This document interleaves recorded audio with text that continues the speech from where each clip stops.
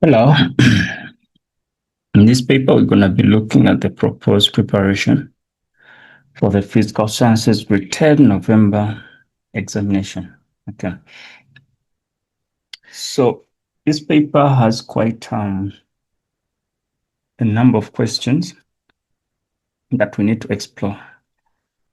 And the topics for paper one are well known by you guys. So let's start with the mark allocation, which is 100, and the duration is basically 2 hours. And then from there, when I look at the instructions, we have 9 questions that we're going to be dealing with. And then from those 9 questions, we must leave spaces in between. Okay. And then give brief motivation, discussions, an appropriate mathematical formula can be used. Okay. A calculator that is reasonable and approved should be used. And yes, you're advised to detach the data pages. Okay. So question number 1.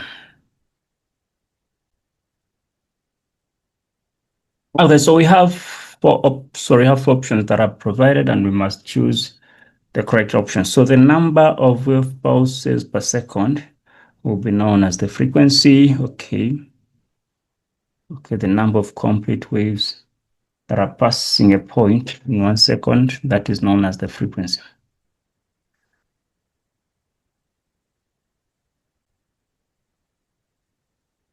One point two, if we have 2 diagrams or 2 pulses shown below, okay, all of them are crests. So it's a 30 centimeter, it's a 10 centimeter. Okay, but the direction is opposite. So when these 2 pulses, the diagram meet at point X, what will be the type of interference that's going to happen?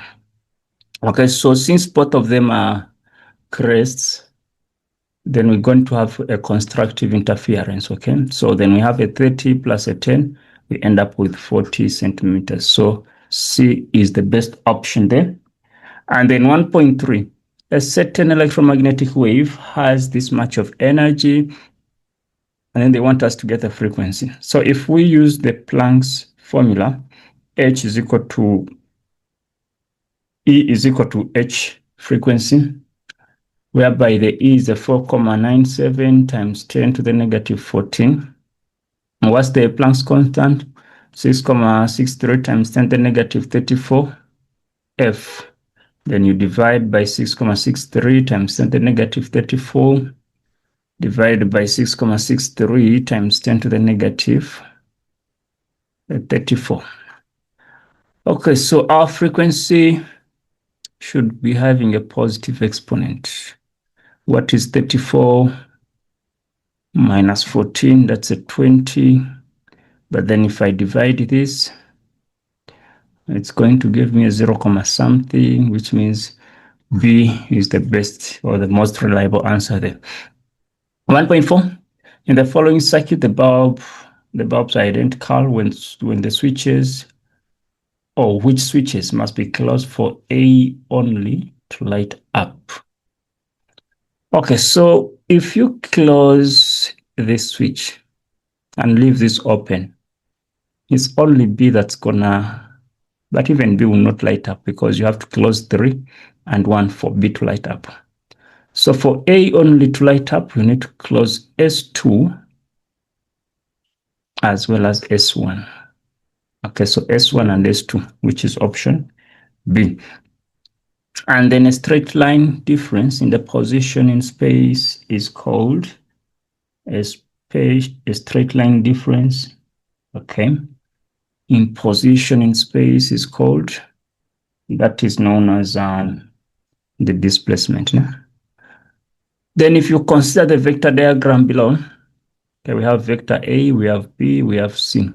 Which of the following correctly describes the relationship between A, B, and C?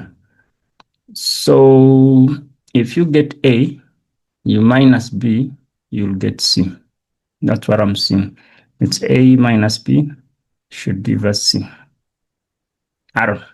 or the other way around? Is that true? Is that true? Oh, someone can say that if you get A plus a B, okay, this is a plus B. That's what we're saying. A plus B, C, so option A is the best. And then 1.4, the kinetic energy of a moving body will increase the most if velocity is doubled, the mass is doubled, velocity is halved, the mass is halved. I think option A is the best, okay? Because we know that the EK is a half mv squared. So if the velocity is increased, definitely the energy will also increase. All right, then question number 2. Question number 2, diagram below represents a transverse wave produced by a source, okay? We're seeing the distance d and then the time, okay? And then they want us to define what the transverse wave is. So we know that a transverse wave is a type, okay, whereby the particles, okay, in the medium, it's a type of wave in which the particles in the medium will vibrate perpendicularly, or we can say at right angles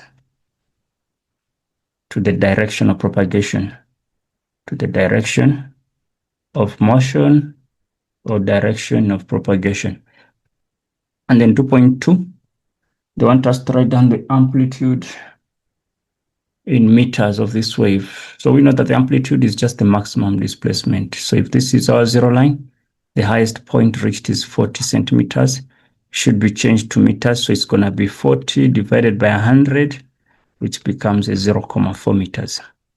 And then they want us to get the period of the wave. So period is basically the amount of time that it takes to get one full wave, okay? So the question is, if we are starting from here as our reference point, and then the full wave is just going to complete at this point. So from 0 up to 8. So meaning that we have 8 seconds. That becomes the period. Alternatively, someone can look at the crest and the trough, and yeah, you'll get there. Because if this is a 2, this is going to be a 10. So 1 trough, 1 crest. 10 minus 2, still 8. Okay, and then if the distance d is a 0.9 meters, okay, what is the name of the physical quantity given to distance d? Okay, so what we call the distance that one full wave covers, that is known as the wavelength. Okay, then 2.4.2, calculate the speed of the complete wave that is shown in the diagram above. What do they need? They want the speed. Now we know that V is given as F what? F lambda, okay? The only thing that we need to find is just the frequency, because we already have the wavelength. Do we have the wavelength? Yes, we can get it, or we have it already.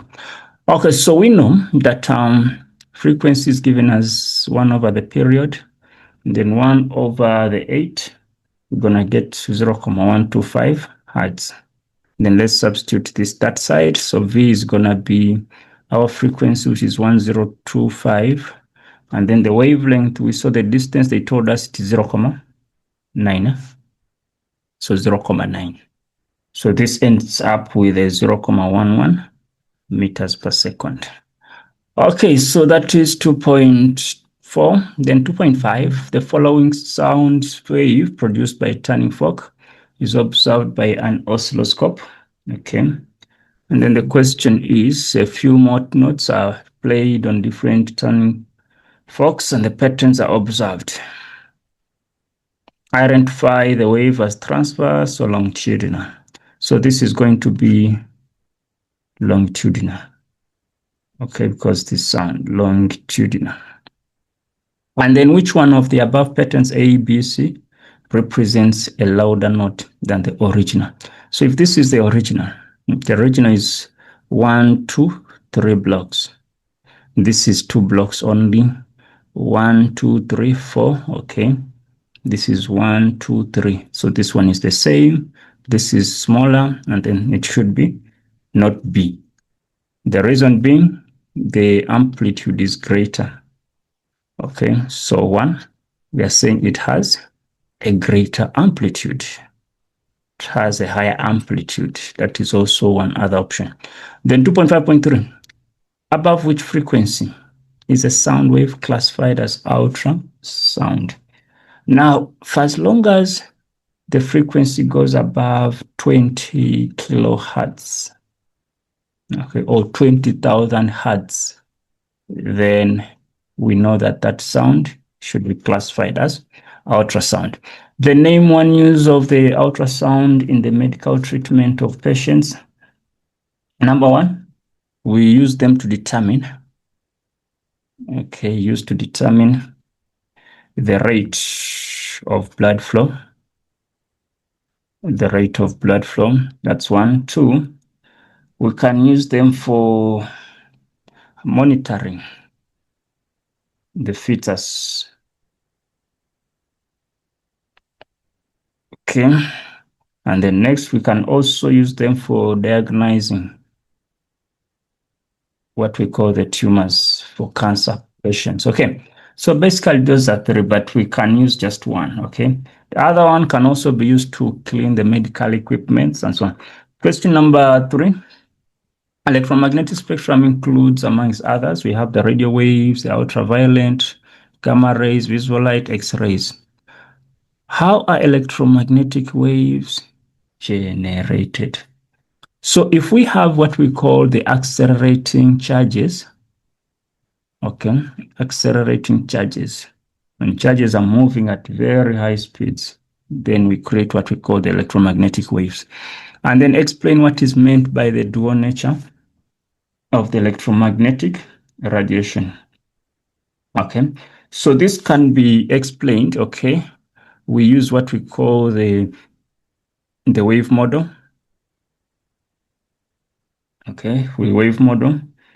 And then we also have what we call the particle model. So if we can use the wave model and the particle model, then we can be in position to explain what the electromagnetic radiation is, because when you use the wave model, it brings it out properly. And then if you also use the particle model, it also describes most of the properties of the electromagnetic radiation. And then 3.3. Okay, from the above, name the electromagnetic radiation that is used in hospital to identify broken bones. So those are basically the X-rays. And then which one is used in Wi-Fi or wireless fidelity? So those are radio waves. Okay, and then which one has the highest frequency? So the highest from what we were given is basically, not the highest energy, not frequency, is basically the gamma rays. All right, then 3.4, calculate the energy of a photon of microwaves with a wavelength of this much. So Planck's formula or Planck's equation E is equal to HF. It's going to be 6,63 times 10 to the negative 34 multiplied by the frequency 2,1 times 10 to the negative 2. When I punch this into my calculator, does this make sense? Wait a minute, they gave me the wavelength and not the frequency. Okay, so meaning that I have to change this around. Okay, so if we have the wavelength, we know that V is equal to F lambda. Okay, our problem is the F, so we're going to replace F with a V over lambda. Okay, so what I'm going to do, I know that the V represents the speed of light, okay, which is 3 times 10 to the 8.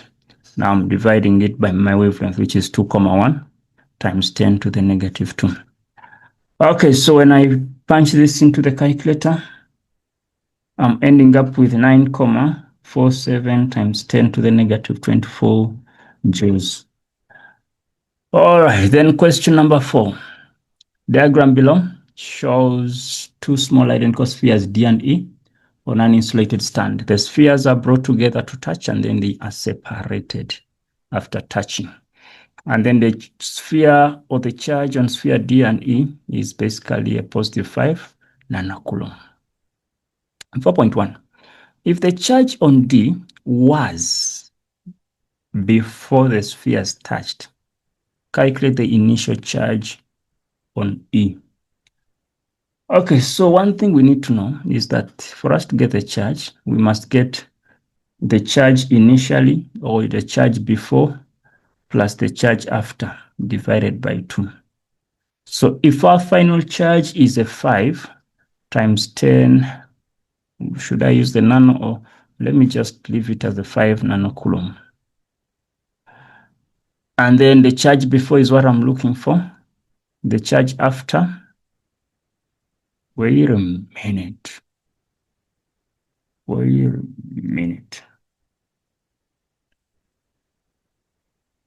Because we have a negative 2 here, divided by 2. When I cross multiply, I have 10 nanocoulomb is equal to negative 2 nanocoulomb plus the charge before. Let's move that aside, meaning that we're going to have 12 nanocoulomb as the charge that was on E.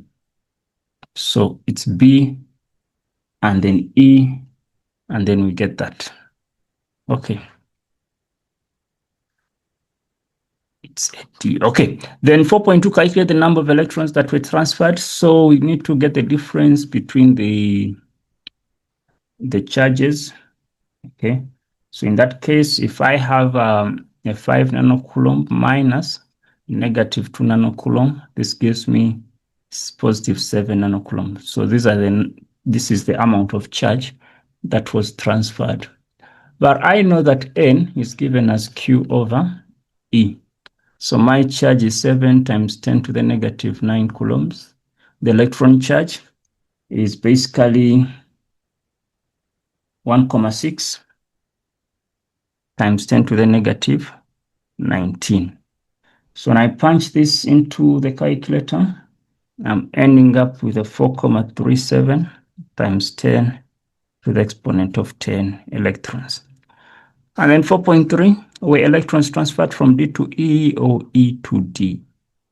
So if originally the charge on E is a 12 nanocoulomb, the charge on D is a negative 2 nanocoulomb, we can see that the E is more positive, D is more negative. So electrons will always flow from a more negative section to a less. So it has to be D to E.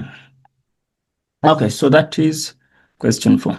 And then question 5, the circuit diagram below shows 3 resistors connected to a battery. The voltmeter that is over the 4 ohm resistor is reading 12 volts. And then V1 and the ammeter connected as shown in the diagram below. The resistance of the battery can be ignored. Okay, they want us to define what potential difference is. So potential difference is basically the energy transferred. Okay, is the energy that is transferred per unit electric charge. Per unit electric charge that is flowing through it. And then they want us to get the total resistance. So 5.2. What we can see with the total resistance is that these two are in parallel. So we're going to say the product over the sum, which is 2 times 2 over 2 plus 2. It's a 4 over 4, which is a 1. Okay. And then that 1 is going to be in series with the 4.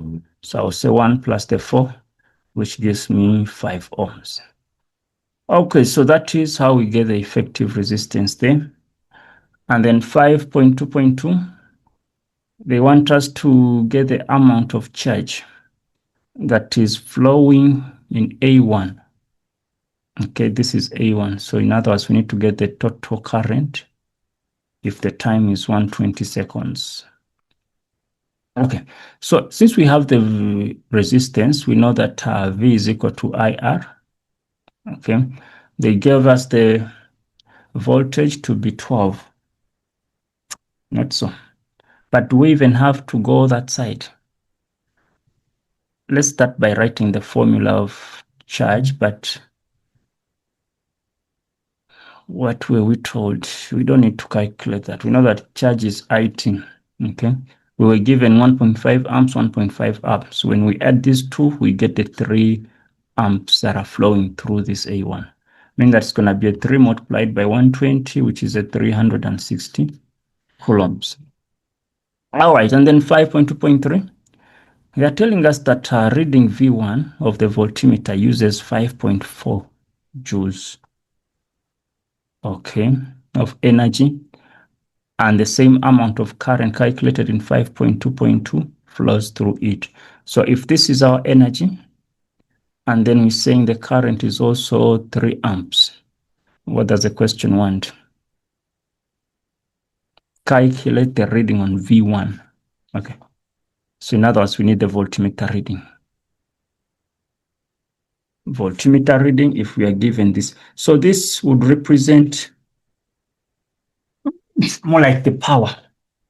Okay, because power is more like the energy or the work done. So what we can use is a formula that has work done.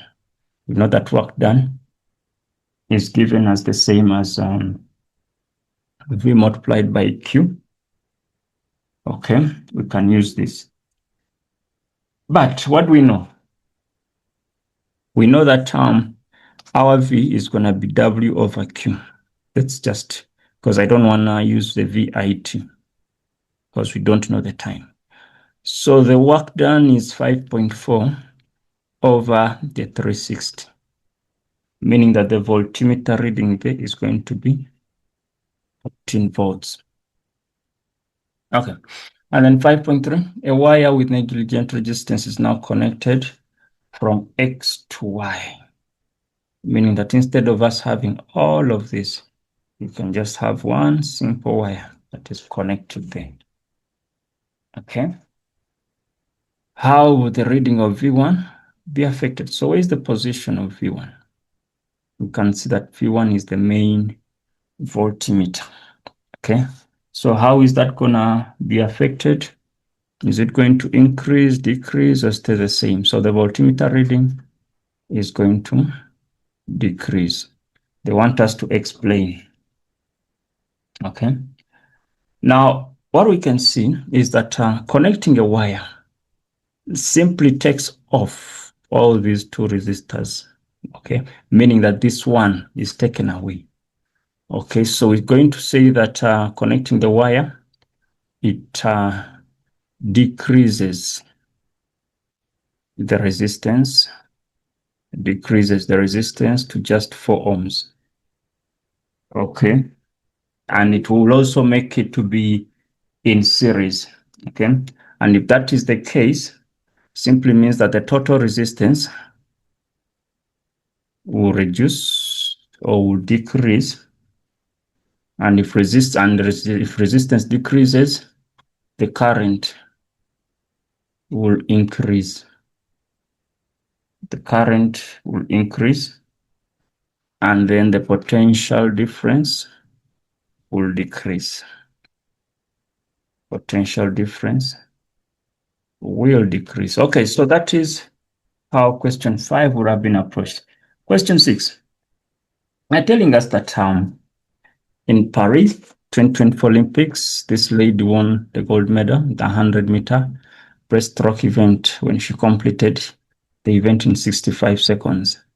The pools are 50 meters in length. Define what average speed is. So average speed is basically the rate of change of velocity. And then calculate the average speed. We know that the speed must be given as the distance over the time. So what do we know with our distance? Our distance or displacement is going to be 100 meters. The time is 65 seconds.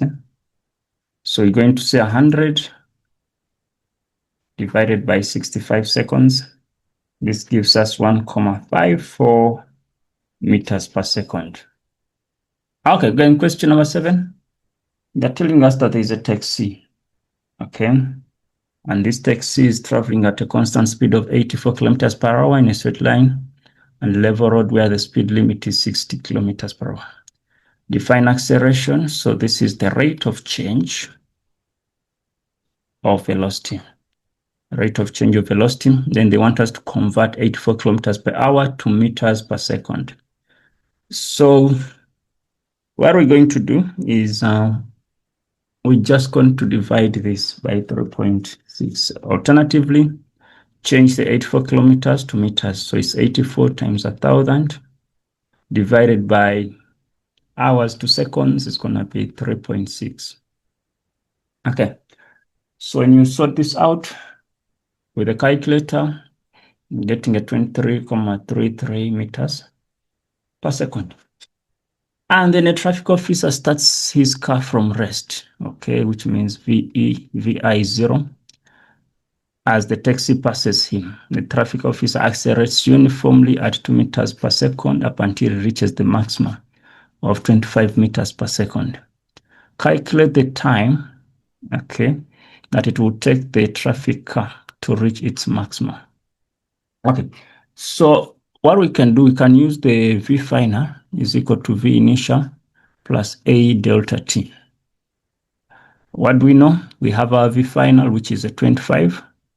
Our V initial is a 2. No. The V initial is a 0 because started from rest. The acceleration is 2. Okay. And then 2t is equal to 25 divided by 2, which is a 12.5 seconds. And then 7.4, determine by calculation which vehicle the text of the traffic car is ahead after t seconds has passed. Assume that the taxi maintains a constant speed. So what we're going to do in this case, we know that the distance that's going to be traveled is the same after a certain time t. So let's start by looking for the displacement, which is the distance traveled, V initial delta t plus a half A delta t squared. Okay. So our V initial for the taxi was 0. Or we can use the one for the traffic cop's car. That's a half. The acceleration, we can use 2 into 12.5 squared. Okay, when I simplify this, I end up with 156.25 meters. So this is the distance that needs to be traveled. Okay. Then with the taxi, if I do the same thing with the same formula, it's going to be a 23.33 multiplied by the same time. We want to see after that time, how far will the taxi be? So this is a half, since the speed is the same, okay, it's the constant, which means the acceleration is going to be a 0. Okay, so this whole thing dies out, and then I end up with 291.63 meters. So after 12.5 seconds, we're saying that the taxi will be ahead, will still be ahead after 12, that much. Okay. Question number 8. A driver stops his car at the red traffic light. The graph of the car's velocity against the time shows its motion for 8 seconds from the time the traffic light turns green. Okay, so there is our graph, and that's our information. Okay, they're telling us that the shortest or the short time interval between the traffic light turning green for go and the driver responding for the signal is known as the driver's reaction time. Okay. How long does the driver take to respond when the traffic light changes to green? So that is from 0 up to this point. That's like 0.8 seconds.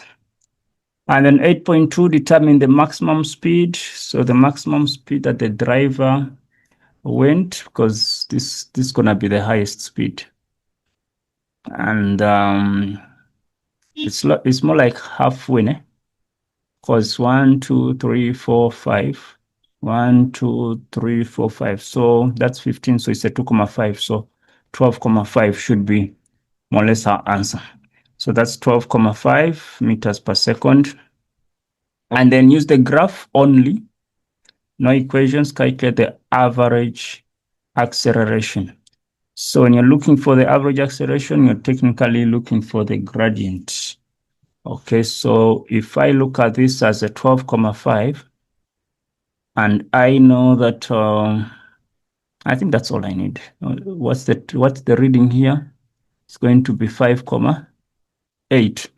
So the change in velocity over the change in time means that I'll have a 12.5 minus 0 over 5.8 minus a 0.8. So 12.5 divided by 5. This gives me, what does this give me? Gives me a 2.5 meters per second. All right. And then use the graphs only again to determine the displacement. Okay, so when I'm looking for the displacement, I need to look for the area that is under the graph. Okay. Displacement needs to be the area that is under the graph. So let's see. If our height is 12.5, what is the distance there? Because this is a 5.8 and 8, which is going to be like a 3.2. 3.2, 5.8. I don't know. We can use that and see. So if I try to get the area of a trapezium, no, they say determine the displacement of the car over these 8 seconds. Which 8 seconds are they focusing on?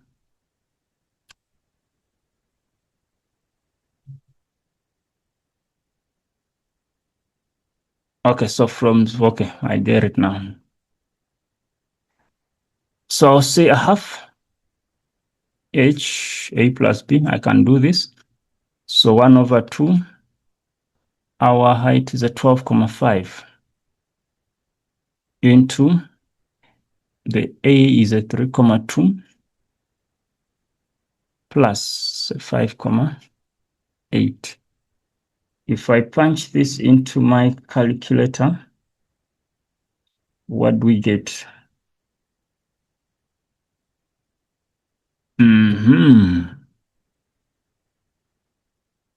Okay, 12.5 multiplied by 0.5 into 3.2 plus a 5. But is it a 5.8? It cannot be a 5.8 because now this is 8 and then this is a 0.8. There's a difference there. 8 minus 0.8 gives us a 7.2. Okay, so this needs to be a 7.2. Okay, 7.2, I'm getting 65. Okay, that is 65 meters. I don't know why I'm getting that, but do we need to subtract this? Because if this is 3.2, we are subtract because at this point it's like it's constant, it's not changing at all. Okay. If I look at 3.2 multiplied by 12.5, it is a 40. And it's not going to make sense. So that's how I would have obtained that. Alternatively, you can break it down, okay? And then you find the area of each section, okay? Find the area of each section. Maybe it's me that is having wrong values here. Because how is this? It's a 2.2 and not a 3.2. Let me just punch it back and see what I get. We say 0.5 times 12.5 into 2.2 plus a 7.2. It's not that, it's a 58.75 meters. Okay, so that is question 8. Then question 9. Now telling us that the graph below shows energy against the position of the pendulum bob, that is 50 grams, as it moves from A to B to C to D. Okay, define what gravitational potential energy is. Okay, so we know that is the energy that the object will have based on the position or based on its position. So the energy an object has due to its position. So the position must be within the gravitational field, which is like the Earth or the universe. 9.2, determine the maximum potential energy of the bulb. So you can see that the highest point that it's going to is somewhere halfway in between. So we're going to call it 0.3. Okay, that's 0.3 joules. And then calculate the maximum gain in height of the bulb. So we need to use the formula and say that EP is equal to mgh. Now we have the energy as a 0.3.